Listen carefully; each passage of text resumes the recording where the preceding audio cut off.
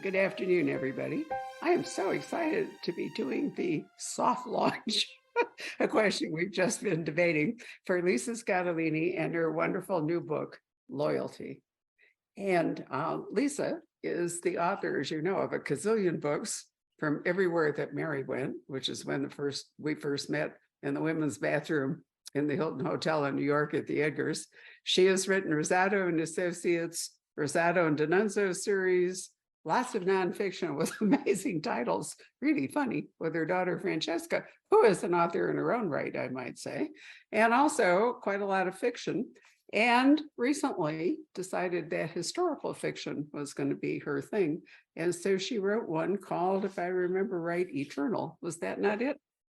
World War II in Rome. Wonderful story. And now she's progressed to Sicily and the rise of the mafia. Coincidentally, Rob and I are going to Sicily in January. Oh my God, we have to talk. I'll tell you all. I know. I'm really excited about this. The answer is anywhere. Like anywhere you eat, it's awesome. That's what we're told. David Hewson, do you remember the wonderful David Hewson, the British author, told me that the best food you can have is touring Sicily. So it'll be great. True. And joining us as our guest host, which means I'm shortly going to shut up and it'll be all Hank, is Hank Phillippi, Ryan, the multi-award winning legendary TV reporter, journalist. God, how many Emmys have you won? 30? 37. Who's counting? Right. I'm old though. I'm old. What can I tell you? It's old. No, you're amazing. No, she's really astonishing. And one of the most skillful hosts and interviewers that I have ever encountered, all while fabulously dressed and wearing spike heels, which is something I really hate her for because I can't do it anymore. But anyway, in her new book, The House Guest, is a smash. Oh, good. You have your sensational thriller. It actually is. It really is wonderful. And we have a couple of signed copies left at the Poison Pen. And Hank has been on a relentless tour. My God, how long have you been on tour with The House Guest? Weeks. Well, it's interesting because I've been on tour for several weeks. You're absolutely right. It went into a second printing after 6 days. You have the first editions, Barbara. You snagged them. So they're gone, except for you, I think. Well, I'm happy that I was really crushed when Hank couldn't come out and see us, which was really at my request because the weather was so weird here in February that thank God for Zoom, because it did mean that no matter how awful the weather was, no event went down.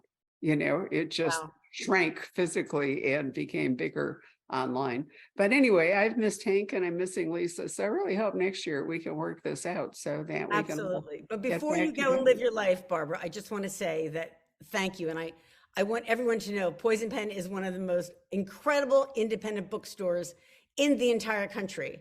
Barbara supports authors starting out, best-selling, and I know that because when Barbara got an advance copy of my first novel, which was a paperback original, she called me afterwards. She read it all the way through and said, and as a female lawyer, I was so honored. And you're like, I really like this book. And I honestly cried. And I still do, actually. I'm so grateful to you for that. And I want people to understand how wonderful Poison Pen is and how important bookstores like it are across the nation. We need them, so please support them. You have to shop in them to keep them alive and happy. And we're grateful to you, Barbara, and everyone who supports Poison Pen.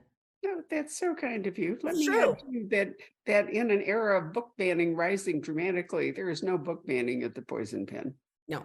We don't succumb to political pressure. Actually, with any luck, we don't even carry political books. And I'm proud to say, although this is going to make me really unpopular, that we've only sold 3 copies of Spare. Because I like Spare, but that's just me. You might like it, but well, anyway, I try to stay out of the political arena because in truth, we want people to come and have a wonderful time and escape from some of the grim realities of life by, plunging into fiction. Lisa, however, in this wonderful book, does remind us that there are grim realities like the mafia, but she's taking us way back in time. So, Hank, I'm going to turn this over to you.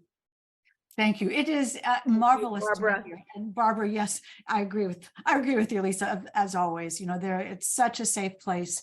at the Poison Pen, and such a life-changing, wonderful place to meet new people and meet new books and discover new worlds. And we do discover new worlds in loyalty, which first of all, you all, look what was in the New York Times book review this morning. I had an orgasm. Let me just say, at least I think that's what it was. It's been a while, but I was like, wow. Well, the praise and the glory for this unputdownable piece of historical fiction, says Kristen Hanna. And I was trying to figure out how to describe this book, because it's historical fiction. It's a love story. It's a legal thriller. It's a murder mystery, a kidnapping mystery. It's just an epic, epic novel. And I want to hear all about this. But this epic, how did you decide? How did you get your hands around the amount of passion that you needed to write this book? Oh, well, you're so kind. Well, I guess if I thought about it for a moment, first of all, I'm the luckiest person on the planet because I have such wonderful readers and bookstores that have supported me for 35 years and 35 novels now. And so I write domestic thrillers, I write the Rosado series, and more recently, I guess with Eternal, I've always writing about family and justice and love. And that sounds formulaic, but as book people, that there is no formula. Like if there was a formula, believe me, I would copy I would do whatever, right? We sweat every one, especially if you're me and you write without an outline, you're basically in a panic attack for about a year. And I guess as I've gotten a little older, I'm aging before your eyes, actually. I thought, you start to think about whether law leads to justice and what is the purpose of law. And then you start to think, well, what the setting and the time in which those things take place is just superficial. Like historical fiction isn't a separate genre. This is sort of a historical thriller, but it's really about it's about four lives that collide against the backdrop of the first mafia family and the last Jew in Sicily. Because there was so much in Sicily that was going on at that time that really had so much to do with justice and crime and families. Everything was pinging off of everything else. And the funny thing is I have a little prop I wanted to show you. What started the idea, I was going to show you Bradley Cooper. Do you want to see Bradley Cooper? Because I did. Always. He did want Bradley. This is the soft opening. No, sorry. Okay. You're out of control, Scottline. You are totally out of control. Hold up the book. Tell us where the idea This is the little book. I was just reading all about Sicily and about the mafia because I love mob stuff. I love The Godfather, but it's weird when you're Italian American, as I am. You can tell by my nose. My mother always says we get more oxygen than anyone else, and we do. There is a stigma about Italian Americans because of the mob. So it's a little hypocritical to love mob books and mob movies, but also be Italian and then bitch about it, frankly. But I don't know, I started to do research about Sicily. I want to understand what gave rise to the mafia. Now, that's not a story, that's nonfiction, but I made it into a story because I have a guy who's like super handsome, kind of like Bradley Cooper, only darker, and can ride a horse. Wow. And so what happened was I came across this little book. I saw it online and then I bought it. It's a rare book. It is the Guide of the Royal Madhouse of Palermo. And it really existed in Palermo. And I was like, what's that about? And it turns out that the man who ran it, who was a baron, basically did something in the 1800s, which was worldwide remarkable. He decided that people who were mentally ill, then called lunatics, shouldn't be treated like animals, shouldn't be treated and locked away in cells, because by law, it enabled to treat them that way. He said that he was the founder of moral therapy. And I thought, that's so interesting. And that's happening sort of a very enlightened stand as against the rise of the mafia, which actually begins in the lemon groves of Sicily. And we can talk about why that happens. Excuse me, Bradley's kind of in my way. So I broke them in half. I have that effect on men. Like they don't last. It's like, but I only need the lower. Big fan. Okay, anyway. So Baron Pisani makes an appearance in Loyalty. Yes. I'm keeping you on track. You see me doing it. Yes. Baron Pisani makes an appearance in Loyalty. And so that was the beginning. I mean, this is sort of like Loyalty is sort of like the Godfather for book clubs. You know, every book club is going to absolutely delve into this novel and understand lots of things in a way they might not before. I hope. I mean, I think you look at the mafia because you think, okay, first question, is criminality inherent to Sicilians? No, but you have to look at, in a way, I was kind of setting the record straight and want to understand it myself. So that I go, what caused crime to become organized in Sicily? Because that's where the mafia started in the 1800s. And what you noted was a change. What does organized mean? What does organized crime mean? That what happened was, instead of just, there were people on, lemon groves were in the area of Palermo, which was irrigated by the Arabs. Previously in Sicily's time, they've been colonized many times because of the location in the middle of the Mediterranean. Only nobility can own land. It's essentially feudal. So the land is granted to you. You just can't buy it like you can buy land nowadays, right? So then what started to happen in Sicily was that the law changed. And that's what I love, that the law produced the criminality. Because the law, what started to happen is the nobility couldn't afford to maintain the land. They weren't allowed to sell it off until the law changed in about 1810. When they became able to sell it off, two things happened. They got a little money so they could pay their taxes. And people who had a little money could buy land. But Sicily was overwhelmingly illiterate, overwhelmingly poverty-stricken. The only people who could buy land were the actual managers of the lemon groves. And what they started to do was, because there was so much theft of lemons, because it was such a valuable crop, they banded together as a group of managers of lemon groves, and they organized a protection racket. First, they go, we'll protect your lemons on the way to the dock, because the British Army discovered that lemons cure scurvy. And so it's like that stuff you learn in social studies. I was like, lemons, who knew? But then what happens is that shades into, wait a minute, we want to make more money. And so the people that we can protect the lemons from is us. So we see Franco, who's the beginning character, and he wants to move up, and he can't move up until the law changes. And then when law changes, he still can't make enough money. He begins to organize the lemon growers, and he and his brother formed the first mafia family. And at the same time, I didn't make this up. It was incredible. There is, I discovered in my research, an organization called the Beati Paoli, the Blessed of St. Paul, at the same time in Palermo, because there was so much corruption among the police and all of the laws were tilted in favor of the nobility. All crime was unpunished, so that there were a group of noblemen, aristocrats, who were good-hearted aristocrats. And they would meet in secret in the basement of a church, which I visited in Palermo. All of these are on my website, videos. And they were called the Blessed Society of St. Paul, and they would try to solve crimes, just like the old Star Chamber. And so I said, well, this is great stuff, because you have a real bad guy in Franco, and you have a real good guy in Gaetano, who's, guess what? A lawyer. He makes a big appearance, obviously, in Loyalty. You're talking about the four people whose lives come together. And what got me initially in this interview is that you so casually said you don't work with an outline. And this is such a voluptuous, huge novel and you're juggling so many characters in such an understandable way. I mean, it is complex, but it is not complicated. It's easy to understand. It's easy to follow. We understand who each person is and why they want what they want. How much did you know about your characters when you went in, or did this story just evolve? Well, first, the answer to how you do it is that you drink heavily. I have LaCroix. This is how middle-aged women celebrate the book launch. So let me take a sip. I didn't know. I didn't know what would happen.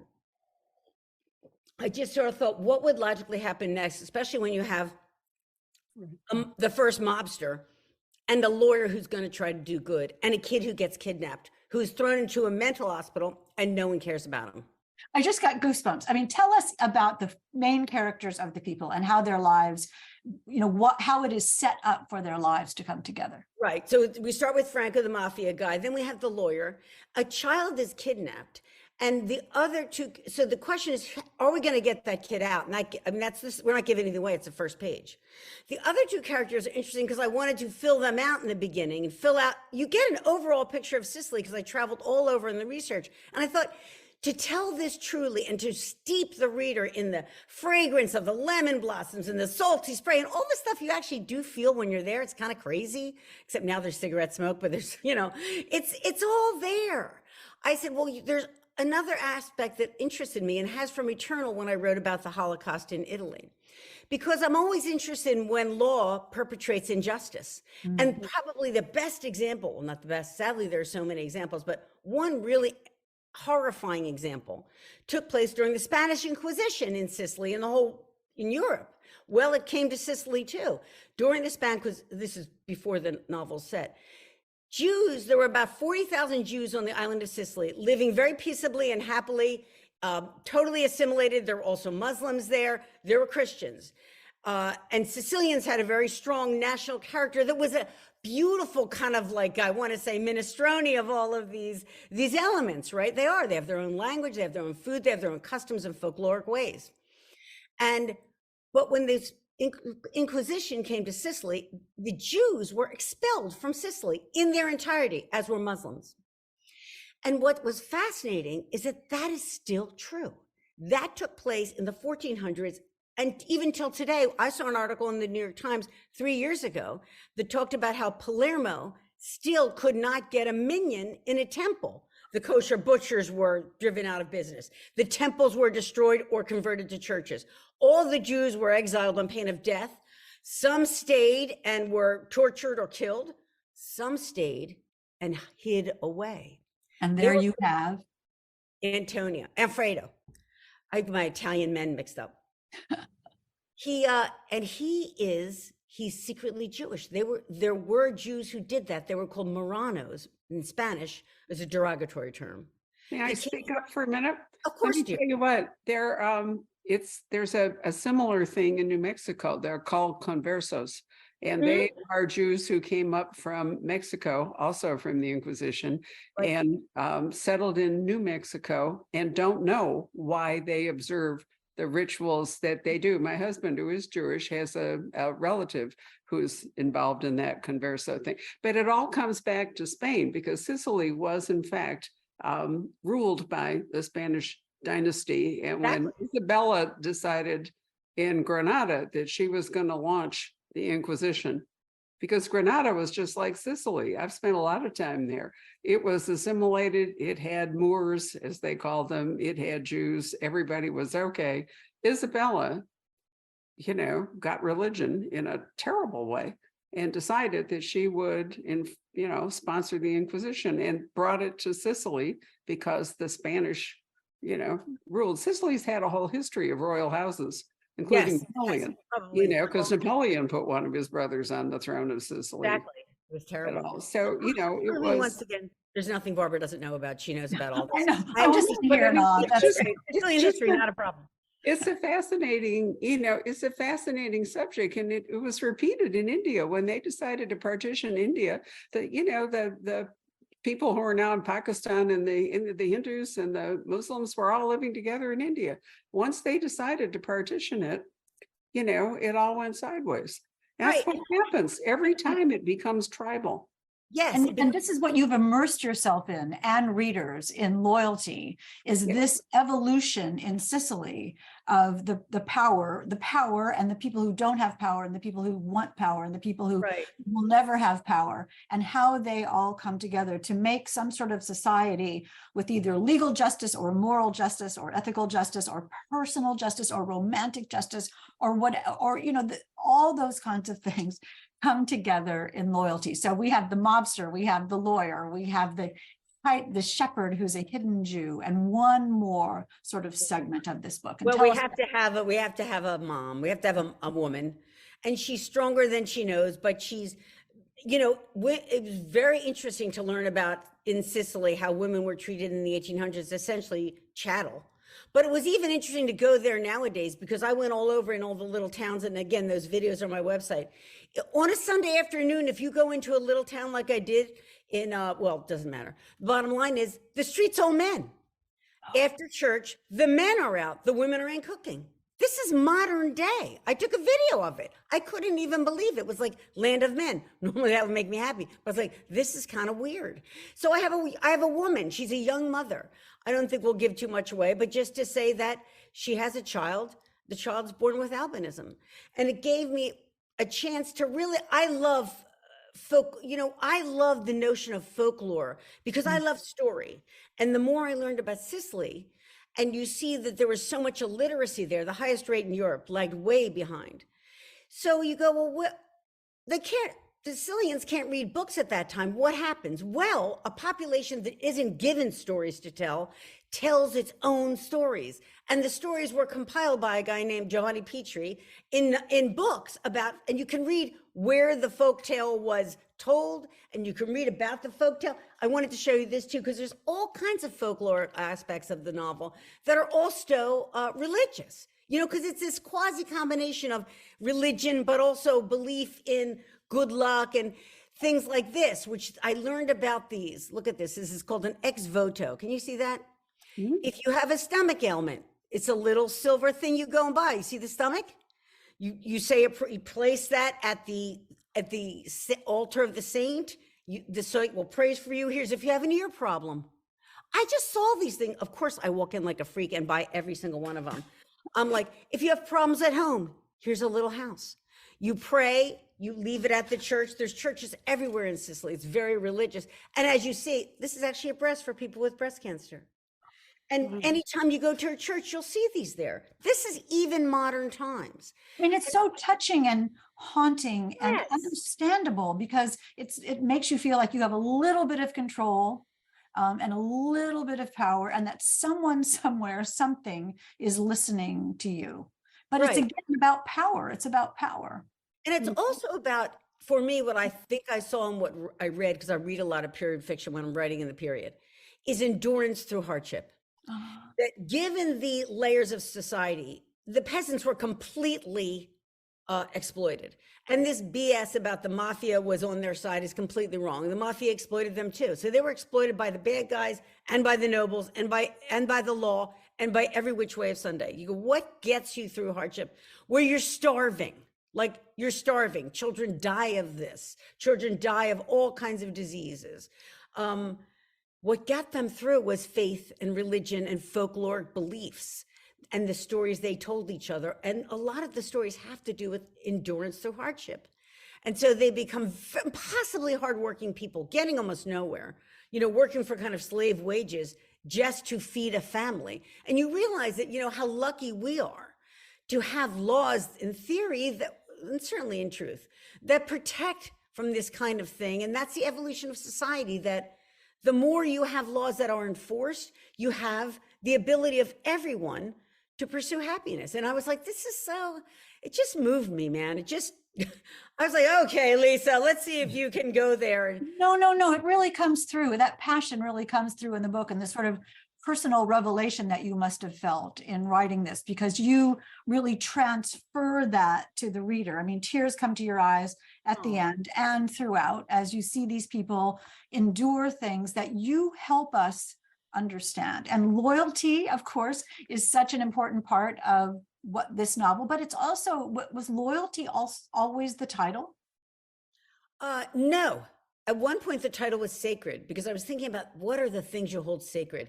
I still feel so lucky, as I say, with your support and reader support, that I can try to write something different. And I think it's actually the same. I think it's just a superficial change of setting and location, but these themes are similar, and the book moves fast, even though it's historical.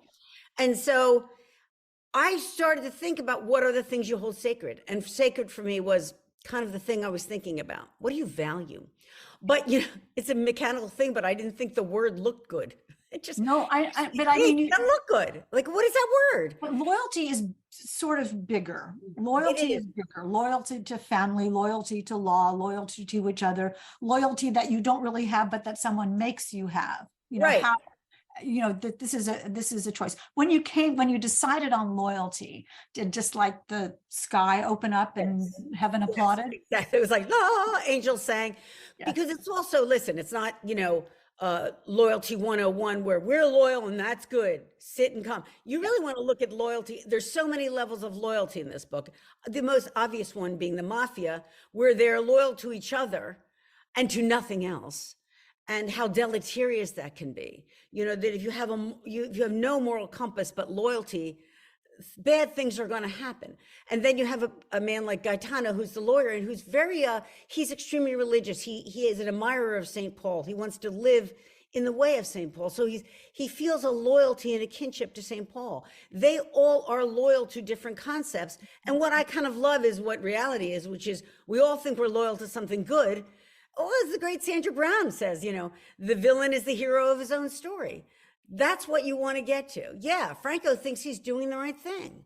Right. Well, loyalty is a much more human word than sacred. I think, you know, it brings us down to that level. One of the things I think is so interesting about this book is many people's vision of Sicily is really the Greek roots, because Sicily was in fact colonized by the Greeks. That's where they sent, I can't remember, Aristotle, somebody, anyway, Alexander the Great under his tutor, whatever. It all happened in Sicily. I've been there several times, but the only thing they show you when you go are the Greek ruins and, you know, several places around the island. Yeah. It's ironic that the Greeks, who were, you know, incredibly secular and, you know, really the basis of much of our law and democracy and so forth, they've been completely eclipsed, you know, by the Catholic Church, which is I mean, I haven't read The Leopard in forever. Oh, did you see the movie? I saw the movie. You know, it's like one of those epic movies with Claudia Cardinale and her prime. Gorgeous. But it was kind of, you know, it was 19th century Sicily, if I recall. Oh, it doesn't get better in terms of research because it was written by the Prince of Lampedusa about a Prince of Lampedusa. And he'll describe, you know, when you tour these grand houses or you see it in the movie or you read it in the book, you know, every detail. And look, I love house porn. Like you're in my family room. Those are, by the way, practically all of them are from Poison Pen, I'll have you know, because that middle panel, this is all just signed. That's signed fiction. My other rooms have nonfiction, unsigned. In fact, I even have a little gold thing, like a little dork. I have, it says signed because I'm so proud of myself. I forget the question. What was the question, Barbara? Just got so excited. Barbara was talking about Sicily. Barbara was talking about Sicily and The Leopard, and you list The Leopard as one of the books that you have read, one of the many, many books that you read doing research for this. Let me rewind for 1 second to loyalty, because loyalty is also family. And that is, you know, found family, created families, biological families, hoped for families. The idea of family and the search for that is so powerful in loyalty. And there's nothing more, you know, reliable than loyalty to your family. But what is your family? You explored that so beautifully in this book. Oh, thank you. Well, I think a little, every one of the four characters who begin separately but come together in a way that we can't reveal.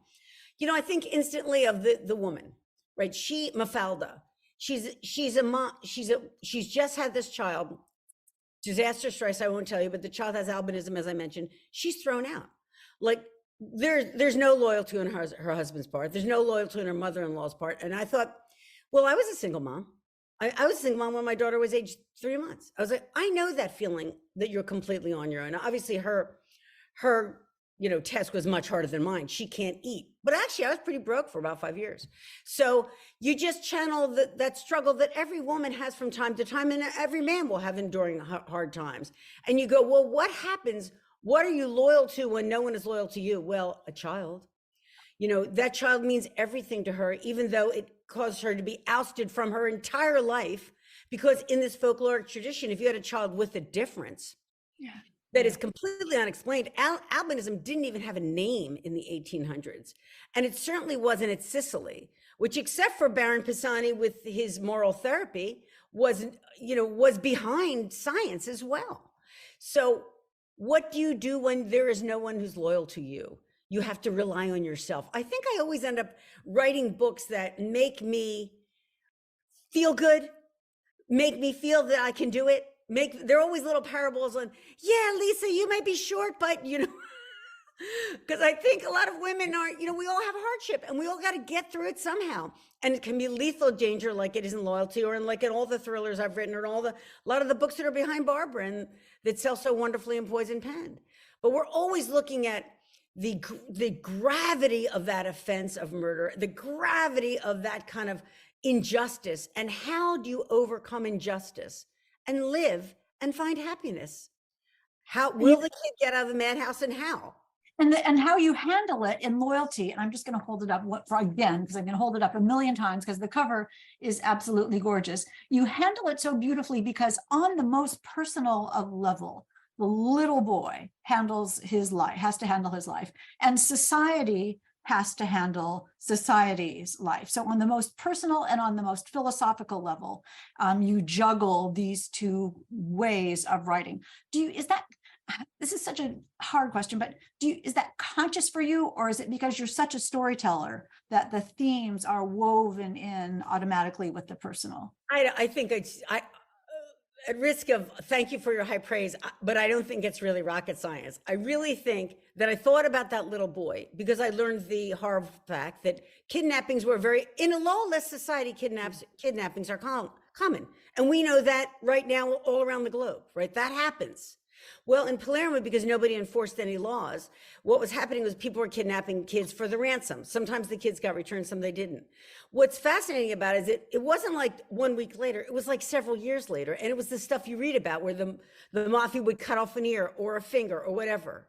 And the people whose child was stolen would never go to the police about it because the police wouldn't do anything. And they feared the child would be murdered. So there was essentially the nobility was preyed upon. At the same time, they paid for the mafia to have its jobs. So I thought, let's just be that little boy and no one's going to come for him. And believe me, I'm not going to give anything away, but nobody comes right away. What does that do to your life? You end up seeing the effect of justice. Actually, I think every character will show you what happens when injustice occurs, especially when it's perpetrated by law, because that is the most onerous and awful, right? Governmental deprivation. Injustice under color of law, you're helpless against. Yeah. You have to get out of that somehow, and you have to figure it out. And ultimately Cicely does, and ultimately these characters do, because the law is not their savior. They're their own savior. Yeah, it's so fascinating throughout Loyalty. As a lawyer you were discovering the mafia, as you were saying earlier on, the origin of the mafia. What did you learn that you didn't know before that you can put in this book that you can tell us about? How did it change your feeling about what happened and the result? I think what I learned is that what I started to say in the beginning, that the first mafia family, which occurred right at the time of this book, so I was actually right on the law and everything like that, was actually perpetrated by injustice. It's not to get real English majory on you, but why not? I think of Merchant of Venice. There's the idea that when a society is unjust, and it runs through Merchant of Venice, there's Shylock, right? It's just Venetian society was unjust. Jews were discriminated against. And so what happens when you have that, when you oppress people lawfully, is that over time you leave them no way to go up, and they get angry. Shylock says in Merchant of Venice, you spit on my Jewish gabardine when I see you on the Rialto. You are able to discriminate against me, and that's wrong. And it makes him angry. So some people go, Shylock's terrible, but actually Shylock's a victim. So the mafia starts because they can't buy the land. They have even though it becomes free, they have no hope of buying the money. And anybody who look, when I started to write, I was in terrible credit card debt, just trying to live and support my kid. When those credit bills come in, you don't even have a hope of paying off the interest, much less the principal. You're not going to get there. And it's sad and it's horrifying and it makes you feel bad. I wanted to go to what poverty feels like, because poverty is not ennobling, it's actually embittering. And I think that's what happened to the mafia. So they go, God, we're going to fight our way into this. We're going to organize and you're going to pay. There's a class rivalry that happens. And so I didn't realize that, but it made me, I don't want to say, oh, poor mob. It was amazing when I went back there. I went to the prison where they all are nowadays. And you see they threw me off. I almost got arrested. They wouldn't let me film there. I'm like, guys, this is a prison. This is public property. Meanwhile, my pocket had just been picked, so I didn't even have a passport or a wallet. I didn't even have an author photo, which we all know looks nothing like me. So I was like, they was arresting me and I couldn't prove who I was. Things were going really well. But go ahead, because I want to ask about that trip. But go ahead. I forget. Well, you were talking about the mafia. You were talking about what you learned about the mafia and poverty and the embitterment of poverty, and what that gives rise to, is the retaking of power or the reorganizing. Exactly. where you Force, get the power. inequality will cause criminality. And so to a certain extent, people who become criminals were victims. You all who are listening, Lisa and Barbara and I can't see your comments and we can't react to what you're saying, but I know you must be wildly applauding this wonderful book, Loyalty, and we'll get to your questions in just a couple of minutes. I want to point you all to Lisa Scottolini's website, which is full of incredible videos of Lisa on tour with her camera, showing us the very places that are in this book. Please tell us about this magical mystery tour of yours to Italy and what that was like. And you got your pocket pick and your passport taken. Such a genius.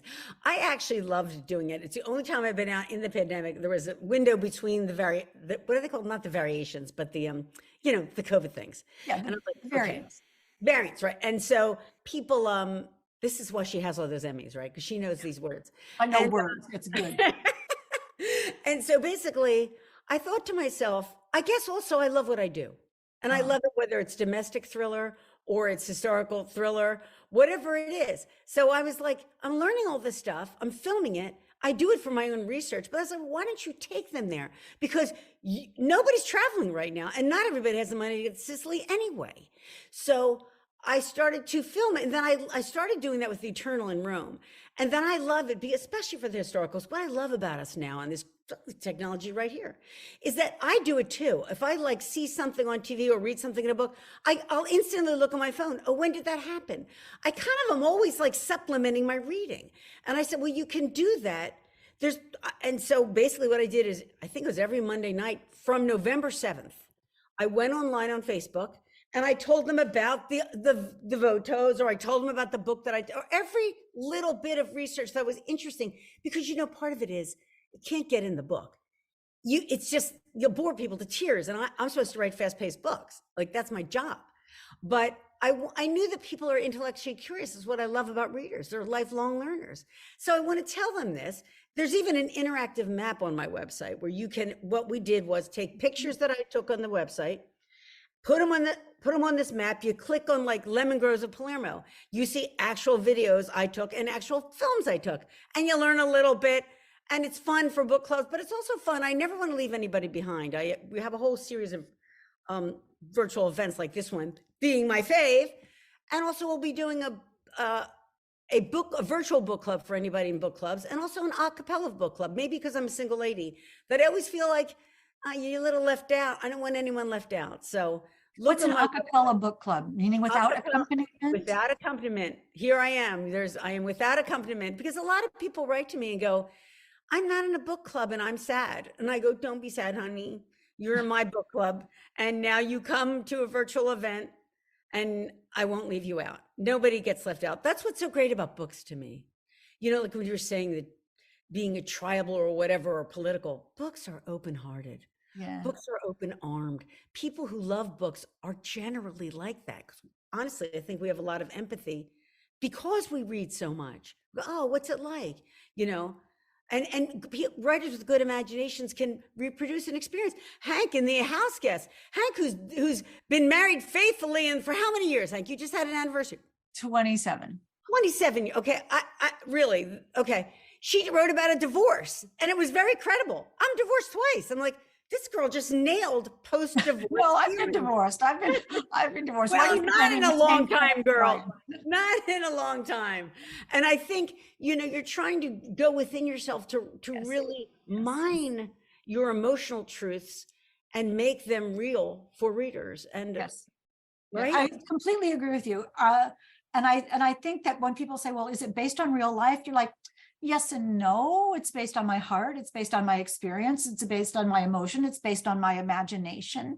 But I want to take us back to Sicily one more time. When your videos, one of the things that comes through in your videos is your absolute awe and delight in discovering the places that you take us to. Your voice comes through so beautifully in those videos. I mean, it feels so spontaneous. How did it change your thought process to actually see those row houses and see the bakery and see the lemon trees and eat all that food. My golly, Lisa, the food in the book. I'm like poor man Stanley Tucci. I'm like, watch me eat a prickly pear. You know what? Honestly, I don't know. I just feel like I'm so lucky. And I don't get out much. Like I'm in the crate. And it was basically, I'm a dog in a crate most of the time. And COVID has only made it more so. Yeah. And I was just delighted, as anybody who travels, you're like, look at this. It's still a place you can go where the food's different and the air does smell different. And I'm from Philly. I've never been in a lemon grove. Barbara has a lemon tree in her backyard. I was so excited when I saw it a few years ago. She gave me lemons, which I took on the rest of the tour with me. That's right. You can't beat the smell either. I'm telling you, that with the windows open, the orange blossoms, they're orange trees right outside our windows, and the lemon tree. Rob put in a grapefruit tree, but it doesn't smell. But it's hard to explain just the incredible delight of the blossoms in that scent. And so much of it seems to me we've lost a lot of that, especially in relation to food. I mean, you can go to Costco and buy kiwis, from New Zealand in the middle of whatever.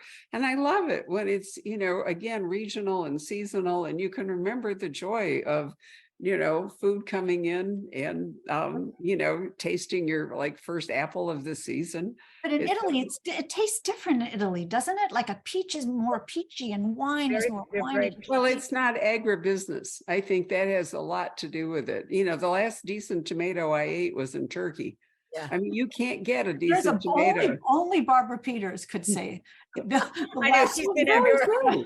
It absolutely is true. Once you've got agribusiness and, farming on a massive scale and so forth, you lose that astonishing local. I have one question I want to ask Lisa, which seems really basic. Translate mafia.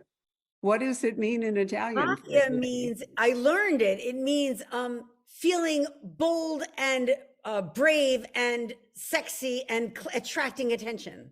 To be mafia was considered a good thing because it was like ballsy. And so your outfit could be very mafia. And that's why they got that name, because it's actually an adjective. It's actually an adjective and is actually not a pejorative. But it's become a noun. And I think that's so interesting. What a great question that is. I tried to get that vibe because when they ride through the town, there's something about a man on horseback first. Let's get real. I mean, right. So it's like they have you can imagine what they're wearing. Right. And I look at pictures of the time and there's leather belts and they have the bandolera like this and they're sexy. They're sexy and they're unbelievably able. They're crazy toxic, but in short doses, it's like the ultimate bad boy until they get really bad. And it's interesting because you handle, when you're talking about mafia, and I was thinking as I was reading this, what Barbara's great question about what mafia means. You're a person who speaks English, writing in English about something that takes place in Italy where the people are not speaking English and there is Italian. And you so carefully weave Italian words into the book and explain them, not pedantically, but just seamlessly. So it's almost as if you're teaching us Italian along the way. How did you do that? It's so nice to say that, because I have to tell you, that is a pure author's insight, and it is an insight, and maybe nobody cares about me saying this, but you sit there for a million times, you look at that sentence where you're going to define mafia and go, how can you define mafia and drop this in and without slowing the action? Or look, here's Lisa who learned a fun fact. You can't do that, especially in thrillers, because we love thrillers. We want things to happen. There's violence in this, there's gunplay, there's mafia wars. I mean, but you want to use the real word, but you also don't want to leave people behind, because you don't want them to go to their phone and go, what does this mean? What is this word? And I'm big on using it. I want to use it because I have a secret belief that if you litter the locutions have to be right to the time. There can't be contractions, the way people talk, the diction, even the choice of words has to be time specific. But you can't take anybody out of the story, especially Alfredo, because his story is almost fabulistic. It's almost folkloric. He's a shepherd. His daughters are his goats. And then calamity happens to him. He's the last Jew in Sicily. He's got to figure out how he can survive. He doesn't know if there's any other Jews. In fact, there aren't. Or if they are, they're in hiding. And you imagine the terror of that and the injustice of that religious persecution and what it is like to be him and live in a cave. and not be able to worship God in the way you want. And so you want people to feel him, but at the same time, you want to tell it in a way that is unique to Sicily, because I think Barbara's point is so well taken. Sicily really is unique. I thought it was going to be a lot more like Italy. It's that great quote by Goethe in the beginning where he says, if you've been to Italy without being Sicily, you haven't really seen the whole thing, because Sicily is the key to everything. And why is that? It's that, long story short, Sicily was colonized so many times, Right. that it really does partake of every ethnicity and religion and race that colonized it. So when you walk around, you see all kinds of races and all kinds of colors, right? Gaetano's best friend is black. It's not a thing. He's Arab. There's Arab descent. They get windstorms, the Sirocco, from North Africa. It coated for days when we were there. In fact, Etna, that's another story. But in any event, you realize that it's really is the crossroads of the world, and not to get too crazy, but it ends up standing in for the world writ large, because how much colonization is there, and what is the effect of being colonized, and what happens to law when peoples are colonized, and what happens to the people who are colonized? What about that? I didn't go into it looking for that. That's just cool and interesting stuff. But it was there if you were looking. But you were looking, and that's the thing. There's no one as passionate about writing a story and telling a story and unearthing a story and providing a story as you are. And it sounds like that your research and your trip blossomed your story into something that you never could have imagined that it would do. Doesn't that happen with you, Hank, that you get energized by something, and it speaks to you, and you go, tell me. No, I agree. There's a moment in writing every book, one can only hope, pray to all the muses, that you think, oh, that's what this is about. And Exactly. Right. And it means so much more than I thought it meant when I went in and typed chapter 1. And you're in search of the story. You're in search of the theme. You're in search of the, I read an interview with David McCullough once, and he was asked, Mr. McCullough, is there do you have a theme for every book that you write? And he said, yes, I do. And I write the book to find out what it is. See, that's really true. That's really true. Yeah. And so when you finished your book, I'm not talking about the first draft, but I'm talking about here you hit send, and there is loyalty, and there it is, and it's in production. What did you think? Well, my heart's always in my throat. Because I think a little bit, for example, when you write Rosato, in the Rosato series that I've written, I love doing that series, and I love looking at those women over time. And there's a really good story each time and a really good thriller, but this is much riskier than that. Yeah. Switching to historical fiction when you've written thrillers, and believe me, don't think too highly of me. I look online every time on Goodreads. I read my reviews on Goodreads 3 times a day. Like, I check the scale, I check my ratings, I check what people say. And especially from Eternal, I mean, it was a huge risk. Yes. It was. I changed because people would say, stay in your lane, Lisa. I want to read a thriller. Give me some law. Do run around, chase cars. And I love doing that. I'm going to do it every other book. I'm going to do it all. I have nothing else going on in my life. I'm the luckiest person ever. But so when I sent Loyalty off, as with Eternal, it was risky. And a lot of the reviews, which makes me so happy, say they're my readers, right? They go, I don't read historical fiction, but I like her, so I'll give it a chance. And you're like, thank you. You're like so happy. You like want to start hugging and kissing people, which I always want to hug and kiss people anyway. But it's like, that's a gift, man. That is just a straight up gift, because that's how I am. I read widely in all different genres. I read thrillers. I read dark thrillers. I read psychological thrillers. I read, all kinds of things. I read nonfiction. A story, it's about a good story. It's about when someone says once upon a time, and the walls fall away.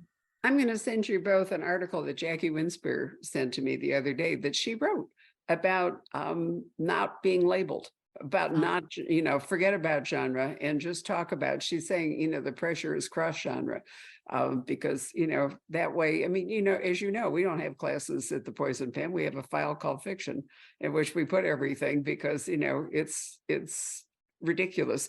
It's really accelerated all of this labeling thing thanks to Amazon, because they put tags on the books, Oh. so that people can find them. It didn't used to be like this. It But really didn't. I think it's so, I think also what's happening is all kinds of, if you look across the spectrum, so many boundaries are breaking down, right? Here All the we are. time. People work from home. People do different things. People are watching television on different platforms. I think people are watching different things because of the way the choice is immense. And it's kind of great. I love the time we're living in. I love But it. it makes you, but you, Lisa, I mean, I want to read you all. And I know that Lisa has seen this as we showed you earlier, but there's a quote from Daniel Silva, not only calling loyalty a gripping up all night novel of power and vengeance. I mean, you can't go, I think, Barbara, you have signed copies that people can easily click and get, and should be doing that right now. But Daniel Silva says, her versatility as a writer knows no bounds. And that's something you had to bravely discover. And it's such a perfect example of how wonderful people who love books are to each other. Because I don't know Daniel Silva. All his signed collection is down there. I don't know if you can see on the last shelf. And they're all from her. And I love I love Gabriel Alon. I mean, I read and he just took a risk too, guys. Come on. He took Gabriel out of the spy game and put him back into the art world in his last book, He's doing his painting, he's restoring, because that's what Lisa is saying. That's what the character would really do, because it's writing a real person. Right. That's right. So I just wrote to Daniel and said, I'm a huge fan of yours, and I don't know if you have the time to read this. And that's what I did with every one of those wonderful blurbs. And our communities, Hank, and I know you'll agree with me, are built by people like Barbara, because it's in the bookstores and in conferences that she would go to in the old days, right? And probably still do, that built a crime fiction community that was a real home and enables us to do a springboard. So I'm lucky enough to be able to, write the things I want to write, including historical thrillers, and come home. And we're always all together. What's changed things, honey, it's really changed things, is that authors didn't have a role back then in promoting their books much. And now, really the thrust of promotion really comes from authors. It doesn't come from publishers. You know what? I'm fine with that, because I am too, but I'm just saying that it's giving you guys a voice that you didn't really have before. Right. All this technology, social media has many downsides in my view, but it also has some serious upsides. Oh my God, I'm so happy. And I see other authors do it too. And I think every author should get on and just talk about their book and where they got the ideas. And here's the setting and here's what inspired it. And because for me, I think it breaks down that wall between author and reader, which should be broken down. Because let me tell you something, I'm writing from the heart, no matter where the story's set or whatever. Well, the book doesn't exist without the reader, right? The book doesn't exist until the movie in the mind starts playing. That's right. Like this world that you have brought them. And every reader is going to read your book differently. That's the other thing I find so fascinating in listening to readers talk in the store. I've had readers take books away from other readers and say, no, you don't want to read that one, take this, whatever. But it's really true that every book has 3 iterations. It's the one that you set out to write. It's the perfect book. It's the platonic book in your head.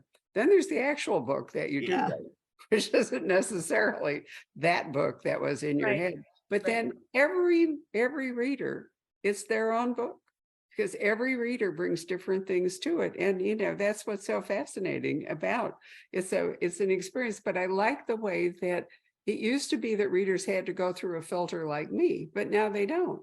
They can just go directly to you. Or they can go through you as well.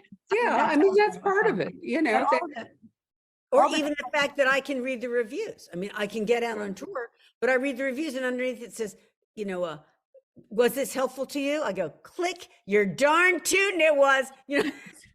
Very, very helpful. Thank you so much. We should bring Ian back up. So, and I know all the people, let me ask you one final question. Okay. I know we have a lot of questions from all the readers who are in the comments who we can't see. This is very mysterious to me, but I know it's marvelous.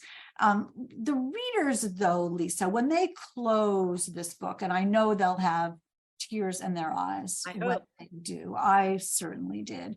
What do you hope? What are some of the things you hope they feel or think about when they close the final page, after they read the wonderful afterword, which is valuable? Oh, thank you. Honestly, love. I mean, I cry like a baby at the end. If it doesn't make me cry, it's not gonna make anybody cry. And I just felt like it ends on this note. You're always trying to towards the end, and you don't know how it's going to end.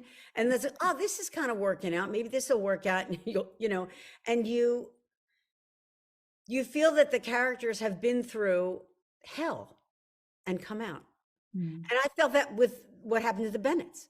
Whatever that arc of that plot is. Hey, people who love mysteries and thrillers aren't looking for low stakes. It's not, I went shopping today. It's somebody died and the bad, that's what I love about what we write. I want to go, friggin' move me, for God's sake. And we need to be moved by it. So this is like 4 stories that come together and the stakes are really high. And the people come out of decades long travail and or end up better than they would have. For me, I always think, are they better than if this horror hadn't started? And the answer is they kind of are. So that you feel it's great. For me, wrench of sadness at the same time you feel hope. And it's like this bittersweetness. And for some reason I have no estrogen left, but I wept at the ending of my own book, which shows I might just need to get in control a little more, but why? Why? This is about, we're talking about Loyalty by the fabulous genius that is Lisa Scottline. It is out.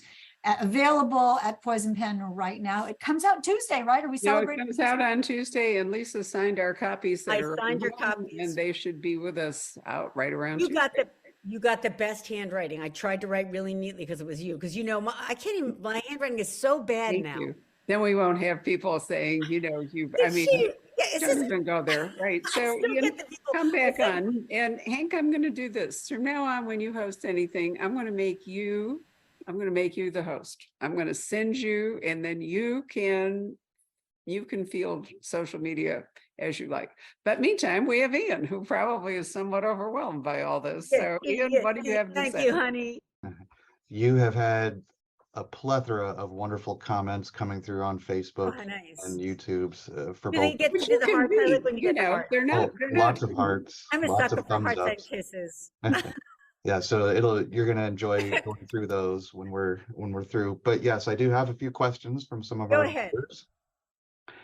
Do you have to read Eternal before you read Loyalty? No, they're not related.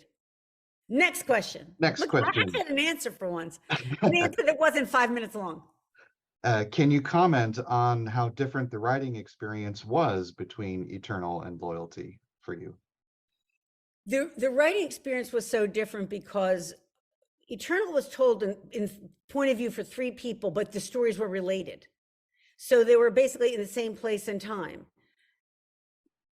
Loyalty was, let's see if you can do this. Because it was a little bit, when I went to Sicily, I said, wow, Palermo is so unique. A fishing village like Porticillo, which is outside of Palermo, is so unique and also so Sicilian. And then central Sicily is so unique and mountainous and dry that if you're really going to tell the story of Sicily, which is what I think you're going for, and you have to have somebody from all these different regions, that instantly tells you that these stories there's going to be 4 stories from 4 different areas and 4 different people. And that was a harder task. And also, since it was 1800s, I had to be even more careful with the language. So I read a lot of period fiction, like I practically memorized The Leopard, because I wanted to flow easily. I don't want it to feel like, what is this old timey stuff I'm reading? But at the same token, you can't have characters say, yeah, right, because that's completely anachronistic and you look like a jerk. Right. I once edited a medieval mystery in which somebody was railroaded. I still remember that. Right. You really do have. I was like, okay, slow down. Carry on, Ian. When was the last time you went to Italy for research? I think I did this last October. I researched Loyalty last October, and then I left a week later and Etna exploded after I toured it, which was great. But that was important because also that side of the island is the opposite side from Palermo, and that's where pistachios are grown, and Franco is a pistachio grower. So that was my excuse for eating really fresh pistachios off a tree, which are like, like apropos what you said, Barbara, I don't know if the food is really better there or you have like I have a wild imagination because I'm like, like sometimes food on the beach tastes better and they're like, this is what you eat at home. But if you eat peanut butter jelly on the beach, you're like, oh my God, this is so I don't know what it is. But these pistachios, they have every incarnation of pistachios. It's all in the book because it's so Sicilian. It's so much a part of Franco's life. To that point, a viewer put a comment when you were having the food discussion earlier that they don't use pesticides in the EU as possibly a reason for why food tastes better or different over there. Maybe. Yeah, and also it's not traveling if you pulled it off the tree. Exactly. It's fresh. crazy. I mean, look, I have a crappy little garden, but this was like a garden island around Palermo. And like you say, I didn't know lemons had a perfume. It felt the air smelled perfumed. You can't make that up. How long did you research for Loyalty before you actually started to write it? I think I've been reading about Sicily for a while. And then when I started to think, well, I guess you're going to do this, then I went crazy. And that's the coolest thing about our job, that you get to, well, there's so many cool things about our job, but you get to read all this nonfiction about Sicily. And I mentioned some of the book, and I buy the books because I just love having them. So I have actually a whole nonfiction room that's just nonfiction research. So I would say probably 5 years. Excellent. This question is for Hank. Is Hank holding a Blackwing? I am holding a Blackwing. Yes, I love Blackwing. How did somebody know? I can't wait to hear who had that. Yes, I am holding a Blackwing. I'm addicted to these gorgeous Blackwing matte pencils. They're wonderful. And the erasers come out, and then you can refill them. I didn't know that. Yeah. That was Steinbeck's favorite pencil. Oh, there you go. Yeah, I was like, okay, I do some stuff like that. I love office supplies. That's my job. It can't hurt. I just love I think girls love office supplies. Books and office supplies and carbohydrates are all like sister. You can't get me out of Staples. Go ahead though. I'll be serious. For Lisa, after all of your travels, what was your favorite little gem of a town in or around Sicily? I went to Taormina, which was actually where White Lotus was filmed. Oh. I stayed in that hotel, which is a former convent, and that was incredible. And that was a pretty storybook town.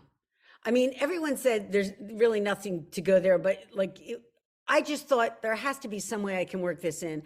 And it has, you probably have been there, Barbara. It has stayed, so much of Sicily is exactly what it looked like then. And these incredible, you can't, everything's cobblestones and everything's stones and little alleyways, and they twist and they turn, and they're a little mysterious like Venice can be. You're like, am I scared or am I charmed? You're not really sure. You're always like a little of both. Like you want to get home and you also want to stay out. It's very weird. So Taormina was really cool, and to see Etna in the background, and it was smoking a little when we were there. I have videos of this on the website as well. That was really pretty amazing. And I behaved myself unlike the White Lotus. Boy, I'll say, whoa. Oh God, ladies, calm down. They need their mothers to talk to them.